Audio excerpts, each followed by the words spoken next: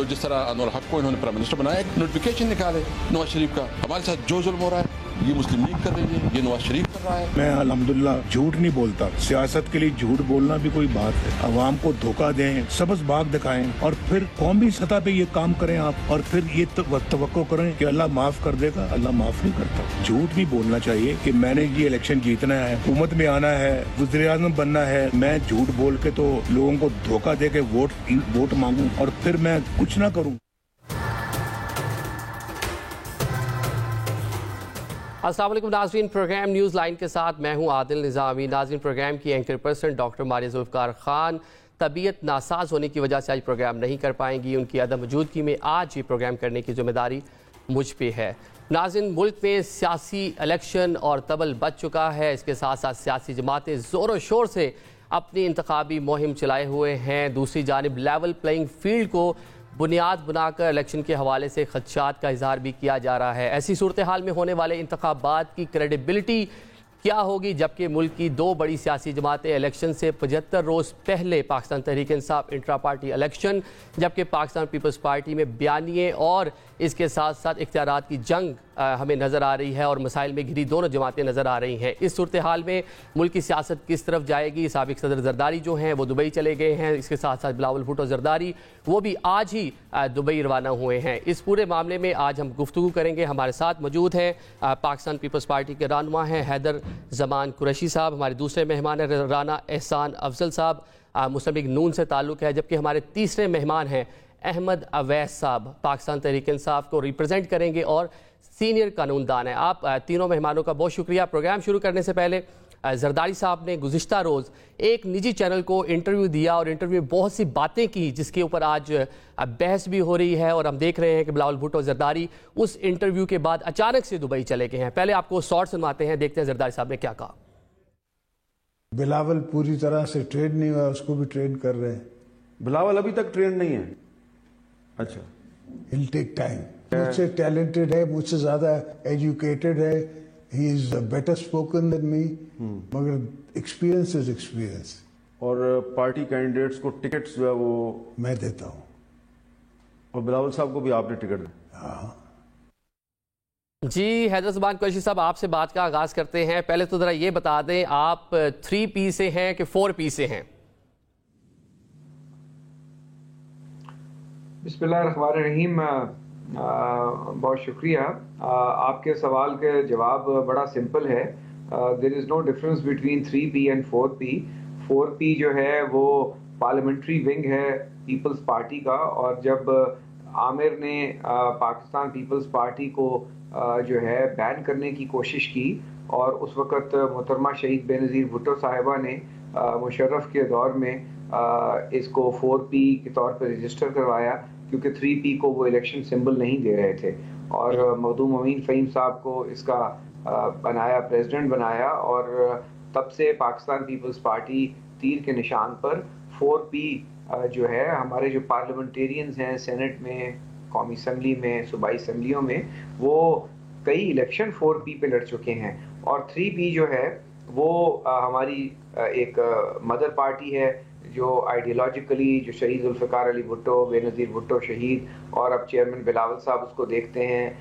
Ideological CEC की जो meeting होती है वो 3P और 4P जॉइंटली होती है, और 4P की जो सदारत है वो साबिक सदर आसिफ जरदारी साहब के पास है। और इसमें कोई ऐसी दो चीज़ें नहीं हैं, एक इलेक्टोरल इलेक्शन कमीशन में रजिस्टर्ड है, और इलेक्टोरल टिकट्स जो हैं पार्लियामेंट्री वो 4P की होती हैं, उसके रिटर्न्स भी अलहदा फाइल होते हैं, और अब 3P के भी अलहदा होते हैं, और कोई ऐसी अभाम नहीं है उसको मीडिया में। लेकिन इस टाइम हमें एक बयानिया जो है नजर आ रहा है कि 4P का बयानिया अलग है, जरदारी साहब अलग लाइन लिए हुए हैं, जबकि बिलावल भुट्टो साहब जो हैं उनका अलग बयानिया है। बल्कि वो तो बात कर रहे हैं कि 70 साल जो सियासतदान हैं वो माइनस हो जाए सियासत से, उसमें जरदारी साहब भी शामिल हैं। नहीं, आपकी इत्तला के लिए अर्ज है कि जरदारी साहब जो हैं वो 70 साल सियासतदानों में नहीं हैं। उनमें दो ही लोग क्वालिफाई करते हैं, वो इमरान खान साहब हैं और जनाब मियां नवाज शरीफ साहब हैं, या और लोग हैं। जरदारी साहब की उम्र 70 साल। लेकिन जरदारी साहब ने इंटरव्यू में कहा कि मुझ समेत जो बाकी सियासतदान है, उन्होंने खुद को इंक्लूड किया बीच में। वो एक्सपीरियंस सियासतदानों की बात एक अपनी जगह होती है, और बिलावल साहब का अपना एक विजन है, यूथ है और age is on his side, और वो एक नए वोटर को, जो पाकिस्तान का 50% से ज्यादा जो नया वोटर है, बल्कि इससे भी ज्यादा वो खवातीन और जो मर्द हजरात हैं उनमें यूथ पर मबनी है, तो वो यूथ को एंगेज कर रहे हैं। जरदारी साहब अपने एक्यूमेंट से उन्होंने कोलिशंस बिल्ड की, उन्होंने कोलिशंस चलाई, और अभी लास्ट पीडीएम जो गवर्नमेंट अदम एतमाद हुआ, वो single handedly it was no one else but साबिक सदर आसिफ जरदारी साहब। उस वक्त नून लीग जो है वो सब जो है एवरीबडी, जितने भी कोलिशन पार्टनर्स बने, बलूचिस्तान से दोस्त आए, MQM आए, everybody was the guarantor of that coalition was सदर आसिफ जरदारी साहब। तो इस बात को हमें आउट ऑफ कॉन्टेक्स्ट नहीं लेना चाहिए। आई थिंक बिलावल साहब का जो अब तक का तजर्बा है एज फॉरेन मिनिस्टर, उन्होंने पार्लियामेंट में अपनी जो तकारीर हैं, जो पोजीशंस ली हैं मुख्तलिफ पॉलिसीज पे, वो कौम के सामने हैं। और जरदारी साहब ने एक जो है स्टेट्समैन का किरदार अदा किया है फॉरेन पॉलिसी में, CPEC के बुनियाद रखी, उन्होंने दहशतगर्दी के ऊपर स्टेट को बड़ा ही इकट्ठा किया और एक कंसेंसस बिल्ड किया। आपको याद है जब मिलिट्री कोर्ट्स की एक अमेंडमेंट हो रही थी, और उस वक्त जरदारी साहब का ही किरदार था जिन्होंने जो मियां नवाज शरीफ की गवर्नमेंट में इन सबको यकजा किया, और उस वक्त भी एक ऑपरेशन किया। आपके ईरान से ताल्लुकात हों, मिडल ईस्ट के साथ हों, वेस्ट के साथ हों, उनका एक अपना तजर्बा है, और ये एक मिक्सचर है। और जमहूरियत का हुस्न ही यही होता है कि you agree and sometimes you disagree and then you agree. और 3P और 4P ऐड होके 7P बनते हैं, और 7P में 4P जरदारी साहब के पास हैं, 4P और 3 बिलावल साहब के पास हैं। और ये मतलब कि 4G या 4P कह लें कि ज़्यादा पावर इस टाइम जरदारी साहब के पास है। हम चलते हैं जनाब राना साहब आपकी जानिब। राना साहब ये बताइएगा कि ये भी कहा जरदारी साहब ने कि नून लीग के साथ मिलकर हुकूमत करने का तजर्बा खासा मुश्किल रहा, जिस तरह भी हैदर ज़बान साहब ने भी कह दिया कि तमाम जो कोलिशन पार्टनर्स थे वो जरदारी साहब ने इकट्ठे करके आपको दिए, और जो प्राइम मिनिस्टर बने शहबाज शरीफ साहब, अब जरदारी साहब ये उम्मीद कर रहे हैं कि नून लीग भी उसी तरह साथ दे और पाकिस्तान पीपल्स पार्टी को मौका दे। देखिए, जो नो कॉन्फिडेंस था वो तो मिलके हुआ, उसमें हो सकता है पीपल्स पार्टी ने ज़्यादा एफर्ट किया हो और फिर वो मुमकिन हुआ, लेकिन अभी तो हर पार्टी अपना मैनिफेस्टो लेके इलेक्शन की तरफ बढ़ रही है, और अवाम ये डिसाइड करेगी कि किस पार्टी के पास मेजॉरिटी होगी और किस तरह हुकूमत बनेगी। ये अभी बहुत, और क्या ये बिल्कुल ही कोalition होगी, हुकूमत बनेगी, ये कबल वक्त है। हम तो समझते हैं कि हमारे पास इंशाल्लाह ताला जो हमारी जो इलेक्टोरल स्ट्रेटजी है उसके तहत हम जो 172 का नंबर है वो हम हासिल करेंगे, पंजाब से भी करेंगे, एक बड़ा नंबर लेंगे, फिर हम बाकी 3 सूबों से भी नंबर लेंगे। तो जो रिजल्ट आएगा उसके बाद फिर वो सिनारियो डेवलप होगा कि ये बिल्कुल ही एक कोलिशन हुकूमत होगी, नेशनल हुकूमत होगी, या जो है PMLN अपनी इंडिपेंडेंटली हुकूमत फॉर्म करेगी अपने एलाइज के साथ। क्योंकि देखें, जमहूरियत के अंदर तो ऑपोजिशन का भी एक मेजर रोल है, और जमहूरियत के अंदर अगर ऑपोजिशन तगड़ी ना हो तो फिर वो जो पार्लिमानी सियासत है वो सही तरीके से डिलीवर नहीं कर पाती। तो मैं तो समझता हूं कि यहाँ एक अच्छी ऑपोजिशन होना भी लाजिम है, और ये मैं जरूर कहूंगा कि एक गवर्नमेंट और ऑपोजिशन का वर्किंग रिलेशनशिप अच्छा हो, वो जरूर जो है वो होना चाहिए। अच्छा, जरदारी साहब ने ये भी शिकवा किया कि बहुत सी चीज़ें आपको एडवाइस की गई, मतलब प्राइम मिनिस्टर शहबाज शरीफ साहब को, लेकिन उनकी जानिब से नहीं मानी गई। वो कौन सी ऐसी चीज़ें थी, कौन से मुतालबात थे, या कौन सी गुड एडवाइस थी जरदारी साहब की? देखिए, उन्होंने उसका जिक्र किया, वो मुझे तो लगा कि वो कह रहे हैं कि शुगर को एक्सपोर्ट कर देना चाहिए था, उस वक्त अच्छा रेट था इंटरनेशनल मार्केट में, और उन्होंने दीगर कमोडिटीज़ के ऊपर बातें की। तो उस वक्त जो कैबिनेट ने बेहतर समझा वो फैसले किए। बहरहाल पीपल्स पार्टी कैबिनेट का हिस्सा थी, और मुझे नहीं याद पड़ता कि उन्होंने डिसेंट किया हो किसी भी काबीना के फैसले से। और जो फेडरल गवर्नमेंट है वो कैबिनेट से चलती है, वजारतें इंडिपेंडेंटली इतना फैसला नहीं करती, वो कैबिनेट में आके अप्रूव होते हैं। तो वहाँ तो वो हर फैसले में शामिल थे और मिलके चले। लेकिन अब देखें, ये कंफ्यूजन है, क्योंकि एक तरफ जो है वो जरदारी साहब का बयान है कि जहां वो कहते हैं कि मैं इत्मीनान हूं कि हम फ्री फेयर और ट्रांसपेरेंट इलेक्शंस की तरफ जा रहे हैं, और उन्होंने अपना कॉन्फिडेंस ईसीपी के अंदर दिखाया है। लेकिन दूसरी तरफ बिलावल भुट्टो साहब लेवल प्लेइंग फील्ड की बात करते हैं, और कल का भी जो उनका जरदारी साहब का बयान था उसके अंदर उन्होंने कहा कि मुझे तो पंजाब की केयर टेकर हुकूमत से भी कोई वो गिला नहीं है, और आज भी जो नकवी साहब हैं उनके बेटों की तरह है। तो यहाँ देखें अब किसकी बात सुनी जाए, या बिलावल साहब की सुनी जाए या जरदारी साहब की सुनी जाए। और यहाँ तो ये भी वो इससे होता है, क्लियर होता है कि जो बिलावल साहब जो ज्यादा बात कर रहे थे वो जरदारी साहब की कर रहे थे, क्योंकि कल के इंटरव्यू के अंदर जब उन्होंने कहा कि वो अंडर ट्रेनिंग है, तो उससे मैं समझता हूं कि बड़ा डैमेजिंग रिमार्क उन्होंने बिलावल के लिए दिया, क्योंकि बिलावल इनका पोस्टर बॉय है और वो हर लिहाज से कैंपेन लीड कर रहे हैं, तो इससे डैमेज होगी पीपल्स पार्टी की, खास करके बिलावल साहब की जो एक अथॉरिटी थी या एक एतमाद था, उसकी जरूरत नहीं थी इस रिमार्क की, जो उन्होंने दे के एक कंट्रोवर्सी नहीं खड़ी कर दी। बिल्कुल, 15 साल उन्होंने पार्टी की चेयरमैनशिप जो है उसको संभाले रखा है, और इस तरह का बयान। अच्छा, अभी अहमद वैस साहब आप ही बताइएगा कि ये भी कहा गया कि कुछ ऑफर्स की थी पाकिस्तान तहरीक इंसाफ ने, कुछ 6 वजारतें माइनस जरदारी साहब, और अभी तो आप जो 3P हैं उसके करीब नजर आ रहे हैं, तो क्या फ्यूचर में चल के कोई इत्तेहाद हो सकता है?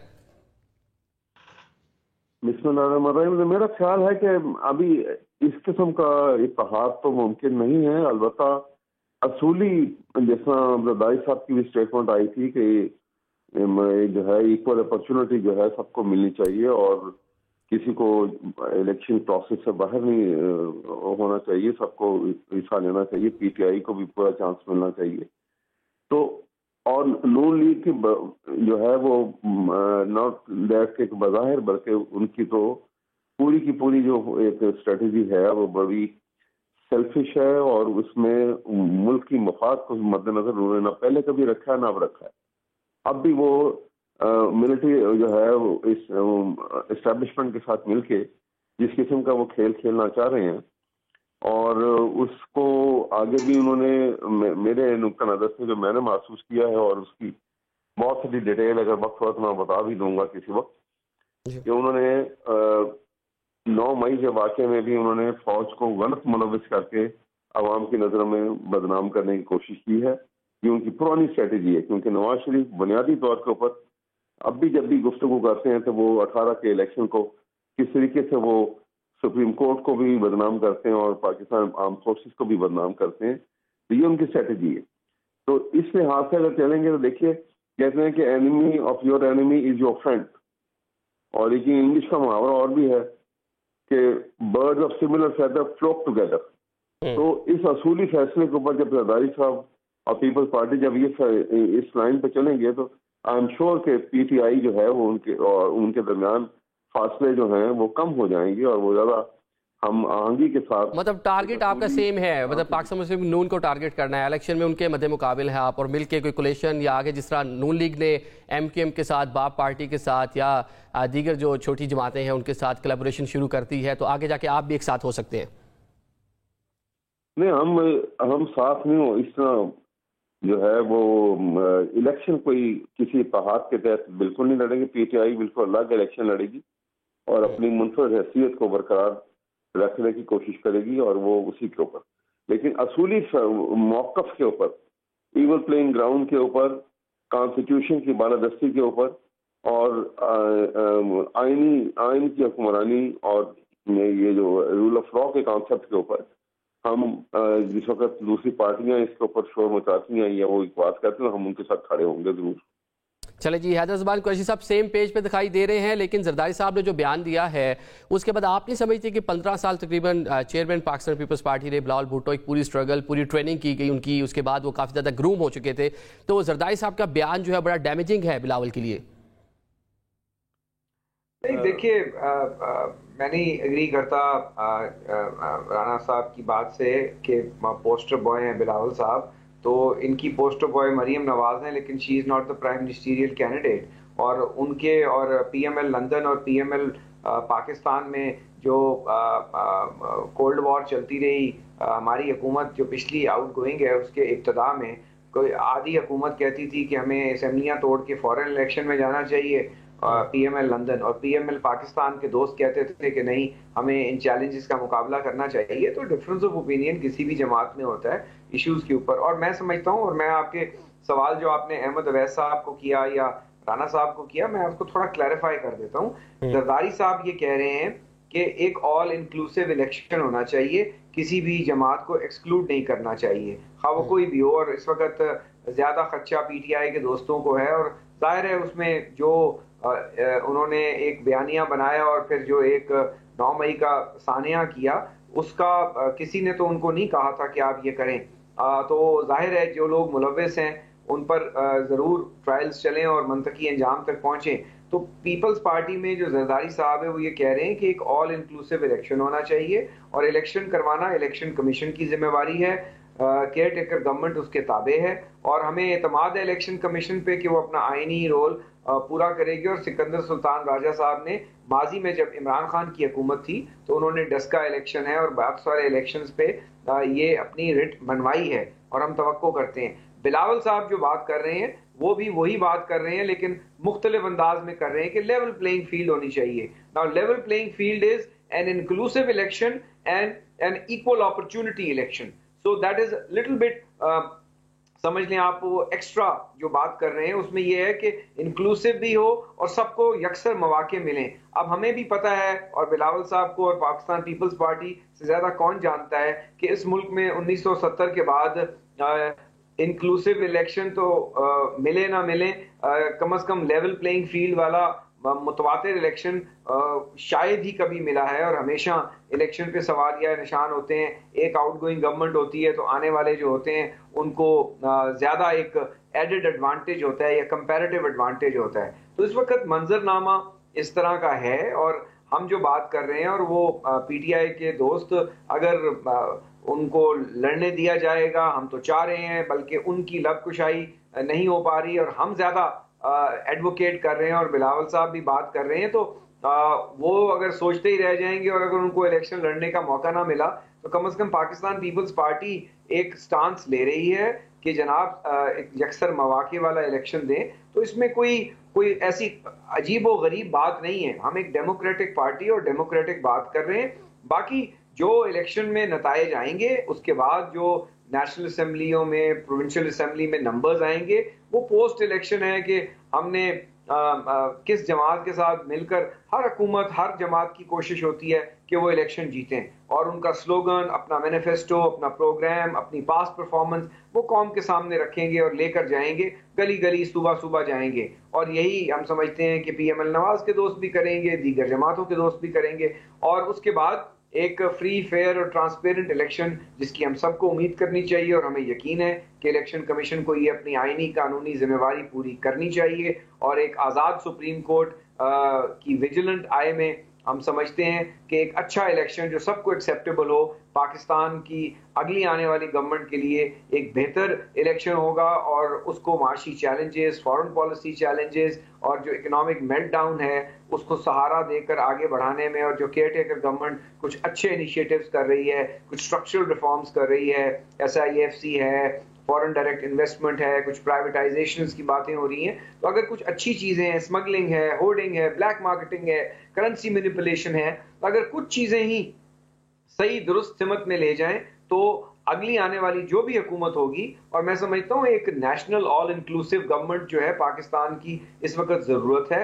सब सियासी जमातों को मुल्क की खातिर मिल बैठ कर काम करना होगा, क्योंकि इसके बगैर जो चैलेंजेस हैं, जो मुश्किलात हैं पाकिस्तान के लिए, वो हल नहीं हो सकती। और यही बात हम कर रहे हैं कि एक ऐसा इलेक्शन जो ऑल इंक्लूसिव हो, यकसर मौके दे, सबको फ्री आज़ादी हो बात करने की, वो एक बेहतर इलेक्शन होगा।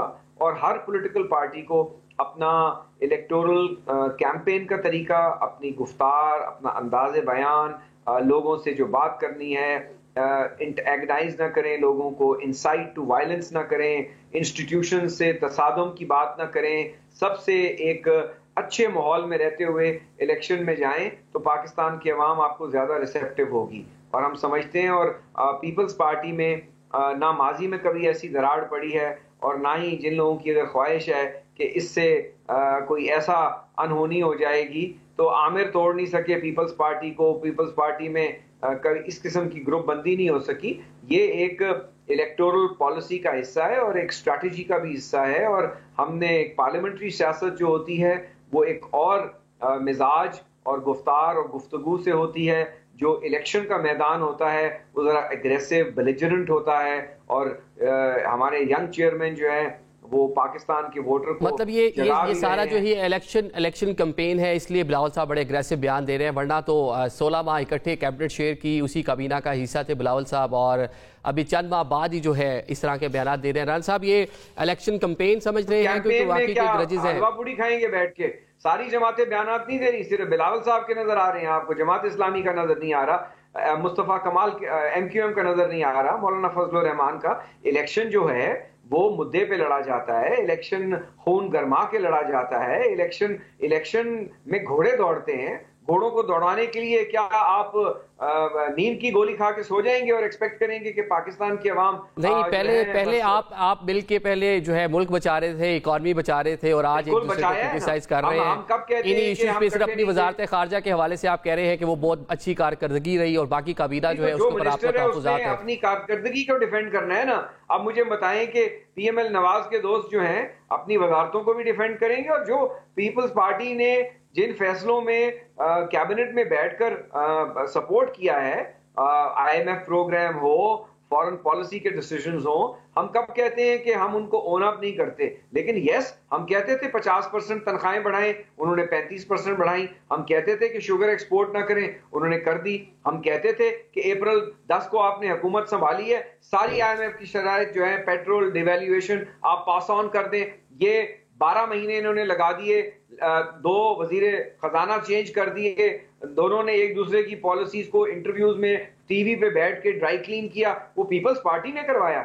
मिफ्ता इस्माइल साहब को हम सिखाते थे कि डार साहब के खिलाफ बोले, या डार लेकिन उस हुकूमत के दौरान आपको इस पे बात करनी चाहिए थी। जो आपके तहफ़्फ़ुज़ात थे वो उस टाइम के जो प्राइम मिनिस्टर थे उन तक जो है पहुंचा रहे थे, क्योंकि आप उसका स्टेक होल्डर थे, हिस्सा थे।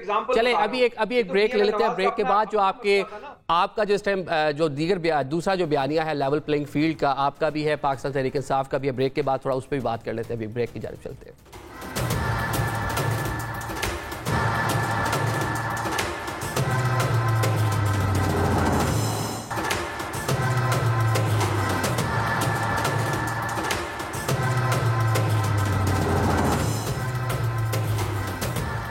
वेलकम बैक नाज़रीन। सियासी जमातों की जानिब से मुल्क में इंतखाबात के मौका पर लेवल प्लेइंग फील्ड की बात की जा रही है। साबिक स्पीकर कौमी असम्बली असद कैसर साहब ने तो यहाँ तक कह दिया है, जिस तरह निगरान हुकूमत का नोटिफिकेशन हुआ, इसी तरह मियाँ साहब मतलब साबिक वज़ीर आज़म नवाज शरीफ साहब को प्राइम मिनिस्टर बनाने का नोटिफिकेशन जारी कर दिया जाए। उनका क्या कहना है लेवल प्लेइंग फील्ड के हवाले से? पहले ज़रा शॉर्ट सुन लें।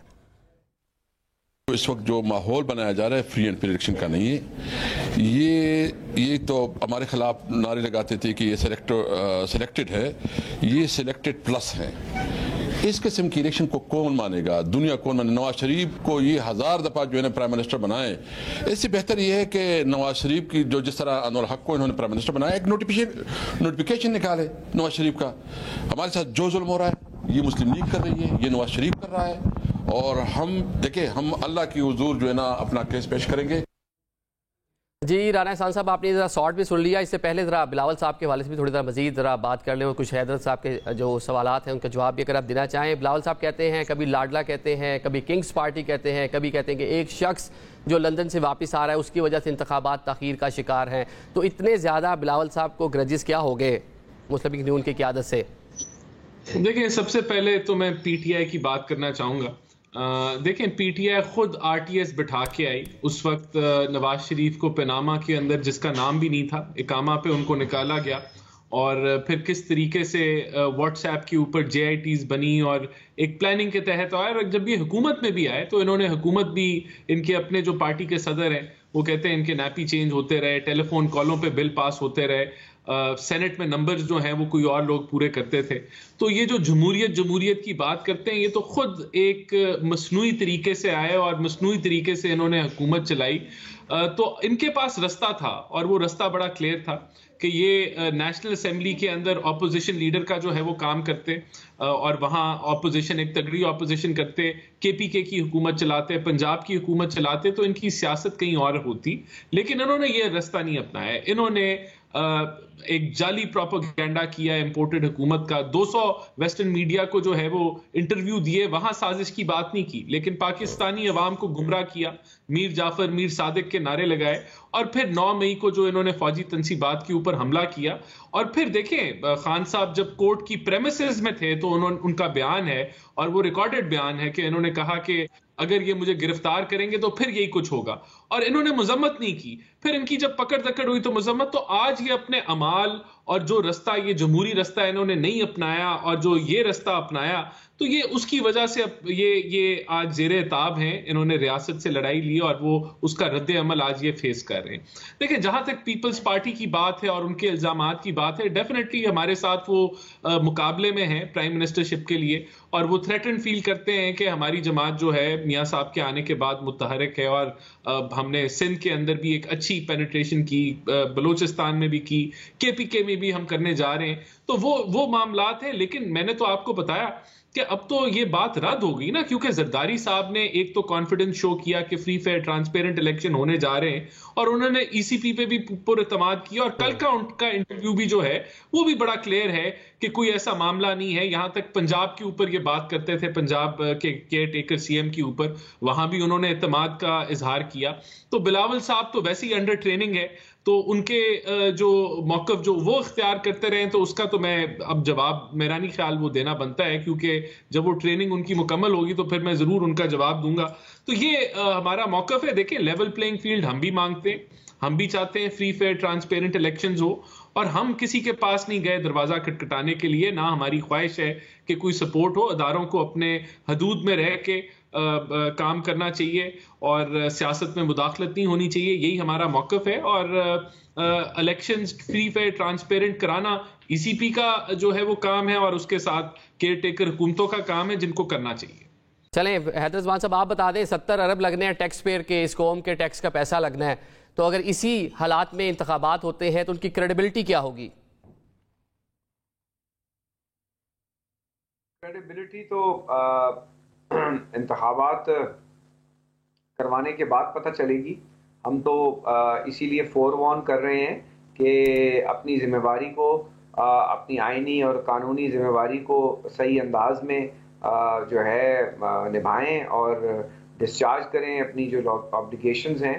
और हम उम्मीद ही कर सकते हैं, और इसको बात को बार बार जो है आवाम के सामने रख सकते हैं। आप देखिए, पीपल्स पार्टी वो वाहिद जमात है, आपको मैं मिसाल इसलिए देना चाहता हूँ कि यहाँ बहुत बात हो रही है, जो कहती रही कि इलेक्शन की तारीख तो दे दो, और ये पीपल्स पार्टी का ही प्रेशर था उस वक्त। तो कोई बात नहीं कर रहा था, बल्कि मैं for the record sake only बताना चाहता हूँ कि अक्टूबर 21 का जो जलसा था बड़ा फ़कीदुल मिसाल पीएमएल नवाज के दोस्तों का, जब मियां नवाज शरीफ तशरीफ लाए पाकिस्तान में, तो उनकी 1.5 घंटे की तकरीर थी, पूरी कौम ने देखी होगी या बाद में सुनी होगी।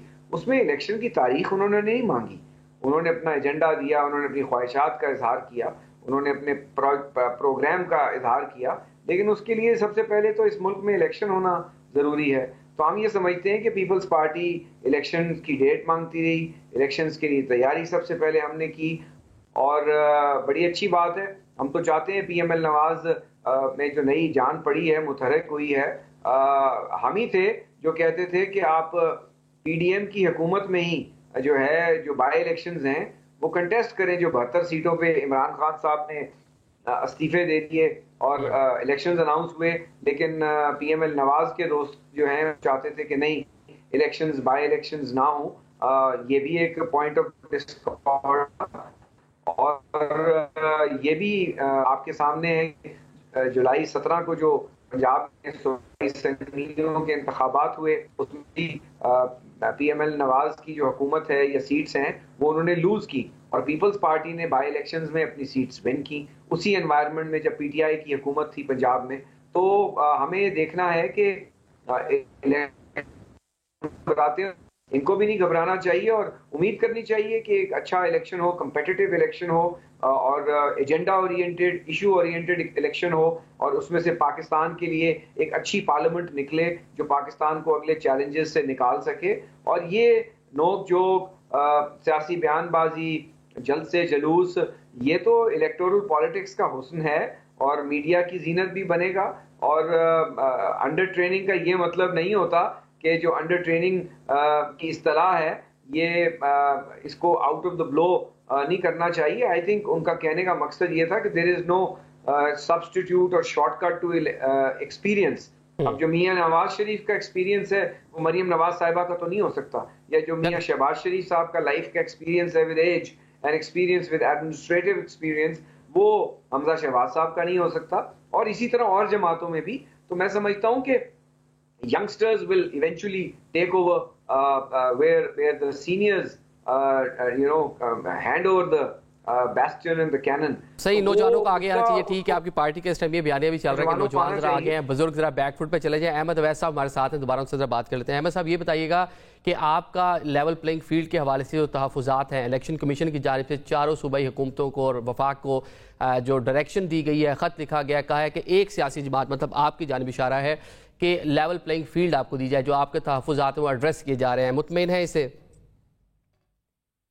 देखिए, ये तो बिल्कुल पहले दिन से आउट किया जा रहा है। लेवल प्लेइंग फील्ड जो है वो PTI के लिए तो बिल्कुल प्रोवाइड नहीं की जा रही। उसके जो कैंडिडेट्स हैं, उसके वर्कर्स जो हैं, लीडर्स जो हैं, गिरफ्तारियां हो रही हैं, उनको हरासा किया जाता है और उनके घरों में घुस जाते हैं, उनकी औरतों के साथ बदतमीजी करते हैं ताकि ये लोग खाइफ हो जाएं और PTI के साथ चलने को तैयार ना हो। इतना खौफ क्रिएट करना चाहते हैं वो, और साथ ही साथ पब्लिक मीटिंग उनकी नहीं होने देते हैं। एक तरफ आपने देखा कि एक कॉन्विक्ट और जो कि एक्सकॉन्डर भी था, उसके लिए पहले उसको आउट ऑफ द ब्लू उसको जाके जिस तरह से उसकी जमानत हुई और उसके बाद एक पब्लिक जलसा एड्रेस करवा रहे हैं एक कॉन्विक्ट को, जैसे कि उसका मुकाम जहाँ था वहां पहुंचाया जाता उसको। और उसके मुकाबले में सेम डे एक PTI का एक कॉर्नर मीटिंग थी वर्कर्स की और वहां पे पुलिस पहुंच गई और उन्होंने वो मार धाड़ भी की और उन सबको भगा दिया और उनको कोई किसी को गिरफ्तार कर रहे हैं, किसी के घर पे छापे मार रहे हैं। ये तरीकेकार जो है ये डेमोक्रेसी है? क्या ये आइन की हुकूमत है पाकिस्तान में? क्या रूल ऑफ लॉ के कॉन्सेप्ट को ये प्रमोट किया जा रहा है? ये तो डेस्पोटिज्म की तरफ जा रहे हैं। ये बादशाही निज़ाम जो है अगर यहाँ पे आप लाके खड़ा कर देंगे तो फिर आइन कहाँ रह गया और कोई भी अदारा नहीं रहेगा किसी काम का। ये बड़ा खतरनाक खेल है जो खेला जा रहा है और इससे इज्तनाब करना चाहिए। और ये खेल जो है ये PDM के शहबाज शरीफ ने शुरू किया था। ज़हनी तौर पे दोनों भाई जो हैं ये डिस्पोटिक जहन के हैं। आपको याद होगा शहबाज शरीफ 97 में जब 96 में जब पहली दफा चीफ मिनिस्टर पंजाब बने थे तो एक्स्ट्रा जुडिशियल किलिंग करा दी थी उन्होंने कितनी। इसी तरह से नवाज शरीफ जो आप देखिए, आप चौथी दफा वो ख्वाब देख रहे हैं कि वो प्राइम मिनिस्टर बनेंगे। 90 में वो बने प्राइम मिनिस्टर और 93 में उनके ऊपर करप्शन के चार्ज के ऊपर उनकी हुकूमत को फाइल किया गया और उसके बाद फिर दोबारा से वो 96 में प्राइम मिनिस्टर बने तो वो 97 में हो गया 97 में। और उसके बाद आपने देखा कि ये बना जिस वक्त 2013 के अंदर आए हैं तो कितना बड़ा करप्शन के चार्ज का सुप्रीम कोर्ट के लार्जर बेंच का फैसला है। कोई एक जज का फैसला नहीं है, लार्जर बेंच का फैसला है। और उनकी कितनी बड़ी प्रॉपर्टी की डिटेल सारी की सारी वो सैकड़ों सफों की जजमेंट जो भरी पड़ी है। मुल्क गरीब हो गया और ये दो भाई अमीर हो गए और फिर दोबारा करप्शन के लिए आके बैठा दें कि आप और खून चूस के ले जाए गरीब कौम का। ये कहाँ से लेवल प्लेइंग फील्ड हो रही है? इसलिए अगर वहां से पीपल पार्टी की तरफ से, बिलावल साहब की तरफ से या जरदारी साहब की तरफ से अगर ये आवाज उठती है तो बिल्कुल ये जायज आवाज है, हम इस आवाज के साथ खड़े होंगे। मतलब पीपल्स पार्टी और आप एक साथ खड़े हैं, वन पेज एक बयानिया नजर आ रहा है। फिलहाल चले अभी एक ब्रेक ले लेते हैं, ब्रेक के बाद आप मेहमानों से मजीद भी बात करते हैं।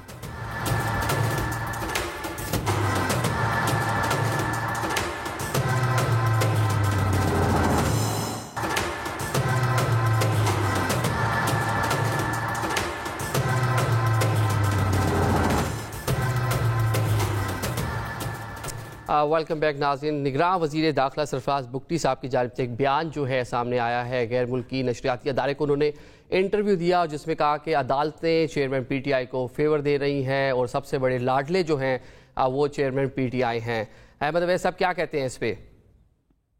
बस वो उनकी अकल के ऊपर मातम ही करना चाहिए। और मैं क्या कह सकता हूँ कि कौन सी अदालत है जिसने उनको एक्स्ट्राऑर्डिनरी उनको उनकी हमायत का ऐलान किया है? अभी तो अदालतों को भुगत ही रहे हैं। नहीं, वो कहते हैं जेल में आज तक किसी कैदी को इतनी सहूलियात नहीं मिली जितनी खान साहब को मुयस्सर है। क्या सहूलियात मिली हुई हो? एक्स्ट्राऑर्डिनरी सहूलियात कौन सी उनको मिली हुई है, ये जो कह रहे हैं।